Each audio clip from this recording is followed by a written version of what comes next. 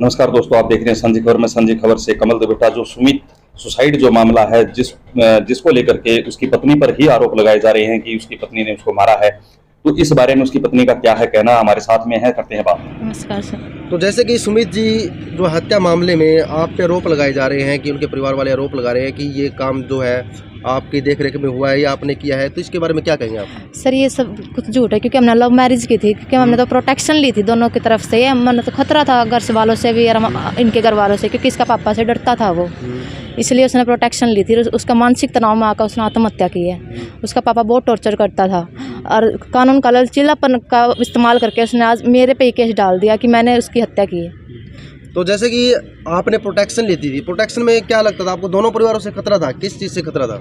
सुमित को उसके पापा से खतरा था, क्योंकि सुमित को पता था कि उसका पापा कैसा है। वो स्टार्टिंग से ही कहता था कि मेरा पापा ऐसा है, मुझे मार देगा, तुझे भी मार देगा और तेरे घर वालों को भी मार देगा, क्योंकि कहता था कि उसकी पहुंच बहुत दूर तक है और वो कुछ भी करवा सकता है हमें, इसलिए वो डर के हम छुप के रहते थे। तो शादी को कितना टाइम हो गया? 3 महीने हो गए सर। 3 महीने हो गए। जी सर।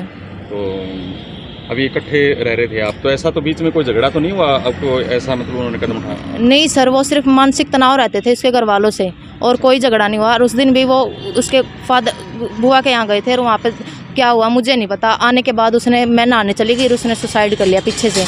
और उसे बचाने के लिए मैंने सोचा कि मेरा कोई भी कौन, उसने बचाने के लिए मैंने खुद उतारा, किसी ने नहीं मदद करी, सबके पैर पकड़े, सबका कुछ करा, फिर उसने किसी ने मदद नहीं करी। फिर बाद में मैंने खुद उतारा, खुद पुलिस के पास फ़ोन किया, एम्बुलेंस बुलाई, एम्बुलेंस के साथ फिर मैं खुद लेकर गई। उसका पापा ने उड़े हॉस्पिटल में मेरे गला हाथापाई करी, मेरा यहाँ पे मारा, पासू में मारा और मेरा दांत तोड़ दिया। और सुमित के पापा ने? जी।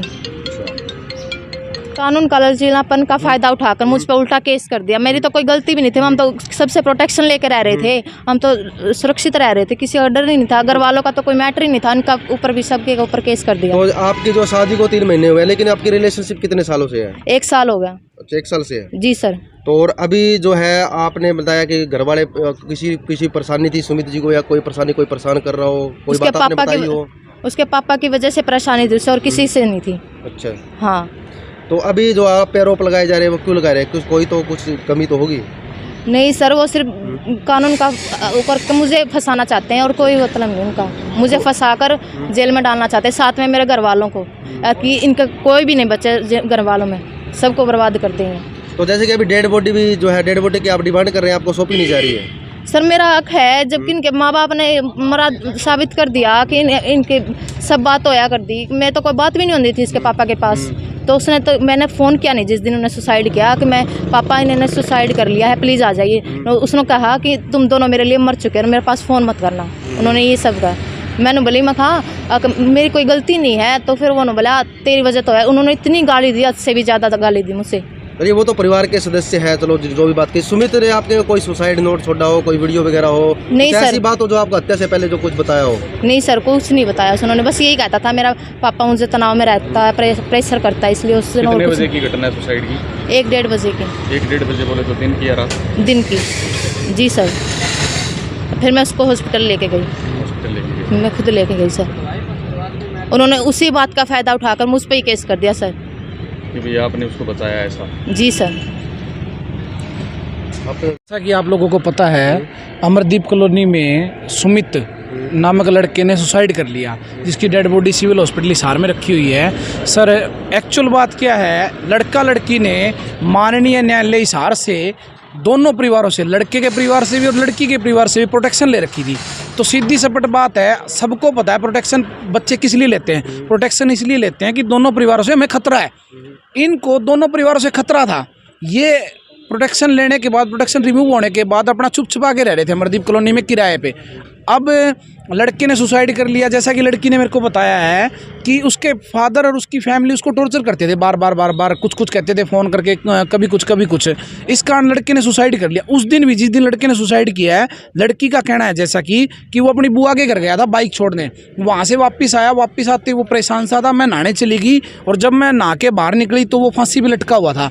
मैं घबरा गई, मैं रोने लगी। मैंने किसी भी तरीके से उसको चुन्नी को काट के नीचे उतारा, पड़ोसियों को बुलाया, मकान मालिक को बुलाया, उसके बाद पुलिस को बुलाया। तो सर हरीश ने सुमित के ही फ़ोन से सुमित के फादर को, अपने माँ बाप को फ़ोन किया, तो दोनों परिवारों ने कह दिया भी हमें तुमसे कोई मतलब नहीं है, तुम मरो चीज़ हो। देखो एक मतलब आपको पता है अपर कास्ट और एससी कास्ट के दो बच्चे अगर लव मैरिज करते हैं तो उसका सारा ज़माना दुश्मन हो जाता है। इनके दुश्मन तो नॉर्मली सी बात है सारे थे ही।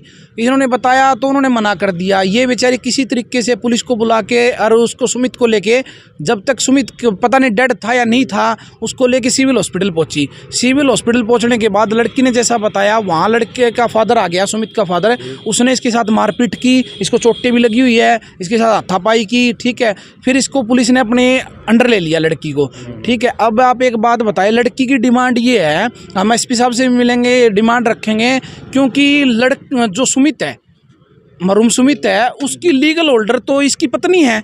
इसी के खिलाफ झूठा पर्चा दर्ज करा दिया, इसी के खिलाफ मतलब इतना कुछ बवंडर रचा गया है। आप एक बात बताएं, अगर फादर ये कह रहे हैं कि वो मेरे कहने से ही उसने हाई कोर्ट से प्रोटेक्शन ली है, सर जबकि बच्चों का कहना हम हाई कोर्ट कभी गए ही नहीं, सारे बयान झूठे हैं। इसके ऊपर आरोप लगाए जा रहे हैं कि ये जाति सूचक गाड़ियाँ बकती थी लड़के को। सर जब इसने उसकी जाति जानते हुए उसके साथ शादी कर ली, तो जाति सूचक का तो कोई सब सिस्टम ही नहीं रहा। इसने जाति की सीमाओं को तो लांघ दिया था। जाति को तो इन दोनों बच्चों ने जाति को तो ख़त्म कर दिया था। जाति को ख़त्म करके ये एक दूसरे के साथ हंसी खुशी रह रहे थे, तो जाति कहाँ से आ गई बीच में? ये तो बस जो कि हरियाणा में हमेशा से होता है, राजनीति का एक पार्ट है। हरियाणा में दो जातों को हमेशा से लड़वाया जा रहा है। आप लोगों ने देखा है, जहाँ देखो वहाँ स्वर्णवर्षी दलित किया जाता है। जाति का फ़ायदा उठा के जातिवाद करना इसमें घुसेड़ा जा रहा है, जबकि ये जाति का कोई मामला नहीं है। सबसे बुरा तो इस लड़की के साथ हुआ, इसका जोड़ा बिछड़ गया है। आप ये देखें, एक प्रेमी जोड़ा बिछड़ गया है, मतलब उसका साथ देने की बजाय इन्हीं के खिलाफ झूठा आरोप लगा के पर्चा दर्ज करा दिया गया। और अभी डेड बॉडी नहीं दे रहे इनको। डेड बॉडी नहीं दे रहे। हमें आईओ साहब से भी मिले हैं इस मामले में, हमने अपनी डिमांड रखी है, भाई लीगल होल्डर तो ये लड़की है, डेड बॉडी तो इसको मिलनी चाहिए। फादर जब उन लोगों से तो इनको खतरा था, कोर्ट से प्रोटेक्शन ले रखी है, तो वो किस एंगल से अब डेड बॉडी मांग रहे हैं, किस तरीके से डेड बॉडी मांग रहे हैं? डेड बॉडी अगर लड़के सुमित के साथ उनका अनजान होता तो वो ये किराए पे थोड़े रहते, सार सुमित के घर रहते। ये तो सभी जानते हैं, एक सामाजिक सी बात है। अगर मेरा बेटा लव मैरिज करता है और मैं खुश हूँ तो मैं उसको मेरे घर में रखूँगा, वो किराए पे क्यों रहेगा, छुपता क्यों फिरेगा, और फिर मेरे से प्रोटेक्शन क्यों मांगेगा? सुमित के फादर से, उनसे और लड़की ने अपने परिवार से खतरा बता के माननीय न्यायालय हिसार से प्रोटेक्शन मांगी है।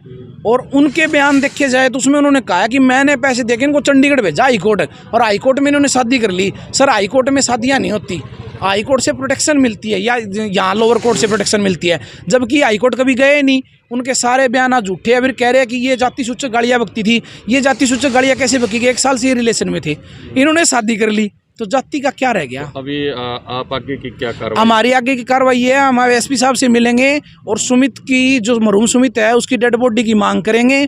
ये अपने पति की डेड बॉडी लेगी, उसका अंतिम संस्कार करेगी रीति रिवाज से, जो भी बनता है हमारे हिंदू रीति रिवाज के अनुसार। क्योंकि देखो, हर हालत हर कीमत में ये उसकी पत्नी है, इस चीज़ को कोई नकार नहीं सकता, ठीक है। इन लोगों ने अपनी मर्जी से शादी की है, मैं यही कहना चाहूँगा बस। तो भाई साहब इस तो हम कड़ियाँ रहो, कड़ियाँ हमारे तक और तक कोई खतरा नहीं जी। अब वो आपकी बेटी पर, आपके परिवार पर आरोप लगा रहे हैं इस चीज़ को लेकर।